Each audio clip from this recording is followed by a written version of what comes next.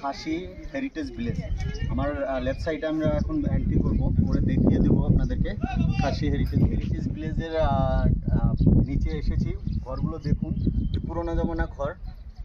আগতা এইগুলো হলো পুরোনো জমানার ঘর, কীরকম করে এরা ঘর বানিয়েছিল সেগুলো ঘর হলো এগুলো হেরিটেজ ভিলেজের। যেটা মানে এদের খাসিদের মেন টেচুগুলো বানায়, এইগুলোই সেই ভিলেজের ভিতরে আছি। এইদিকে মাপলাই ভিলেজ ঘরগুলো দেখুন, যেগুলো পুরোনো ঘর। এগুলো শুধু আগের যুগে লোকেরা কীরকম করে থাকতো, এটাই হলো হেরিটেজ ভিলেজ। খুব সুন্দর হেরিটেজ ভিলেজটা। আমার পিছনে যেটা দেখছেন, এদের মানে টেচু লাগানো আছে, যেগুলো রক দিয়ে বানান, পাথর দিয়ে বানানো টেচুগুলো খুব সুন্দর। লাস্ট পর্যায়ে এসেছি। আমার পিছনটা যেটা দেখছেন, এটা হলো হেরিটেজ ভিলেজের লাস্ট পর্যায়ে।